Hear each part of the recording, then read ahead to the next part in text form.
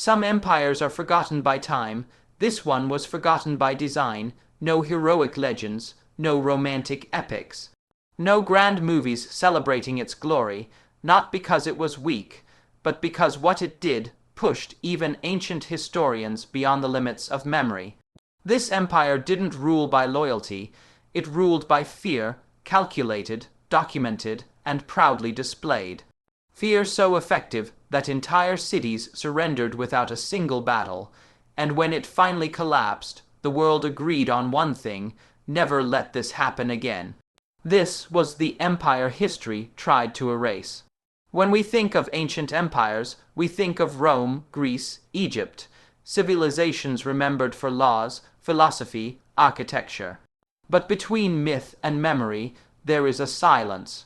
A silence surrounding an empire that once dominated the Near East, ruled from the Persian Gulf to the Mediterranean, and terrified the ancient world for over 3 centuries. The Neo-Assyrian Empire. Ask yourself this: why are there no epic Assyrian films? Why are their kings not romanticized like Roman emperors? Why are they rarely framed as heroes? Because Assyria didn't want to be loved, it wanted to be feared. And fear is harder to turn into legend. Assyria was not a cultural accident, it was engineered. Located in what is now northern Iraq, Assyria had no natural defenses. No oceans, no mountains. Survival demanded aggression. Over centuries, Assyria became something new in human history, the first empire built entirely around permanent warfare. This was not a seasonal army, this was a standing, professional military state: roads for troops, logistics for sieges, intelligence networks, psychological warfare manuals carved into stone. War was not a tool of the state. The state was a tool of war. Most empires punished rebels quietly. Assyria punished them publicly. Their kings did not hide their actions. They recorded them. Royal inscriptions describe entire cities destroyed, populations deported, leaders executed as warnings. Not in shame, in pride. The message was simple: resistance equals annihilation, and it worked. Cities opened their gates before Assyrian armies even arrived.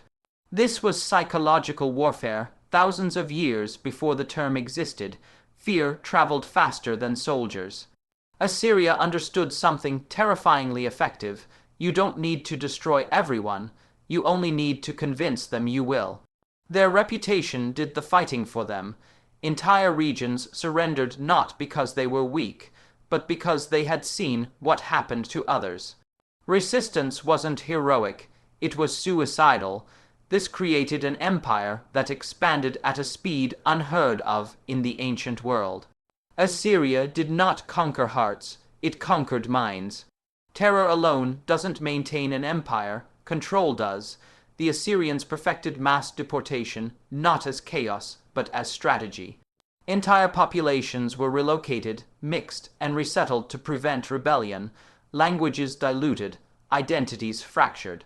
This wasn't genocide, it was administrative domination, a cold, calculated system designed to erase resistance over generations.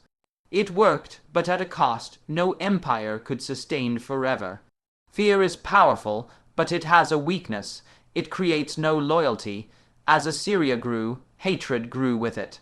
No allies, no gratitude, only enemies waiting for weakness. And when Assyria finally showed cracks, the world responded. Former subjects united, old rivals coordinated. The empire that ruled through terror found itself completely alone. When Assyria collapsed, it collapsed violently. Its cities were destroyed, its symbols shattered, and unlike Rome, no one rushed to preserve its memory. Later civilizations chose different models of power: law, religion, myth. Assyria became a warning, not an inspiration. Its story survived only in fragments, buried under sand and discomfort. History doesn't erase what is weak. It erases what makes us uncomfortable. The Assyrian Empire forces an unsettling question: how much brutality is too much for civilization to remember? Assyria proved that terror works, but it also proved that terror leaves nothing behind: no loyalty. No legacy, no forgiveness, and that is why, thousands of years later, their empire still terrifies, not for what it conquered, but for what it revealed about power itself. This was the empire history tried to erase.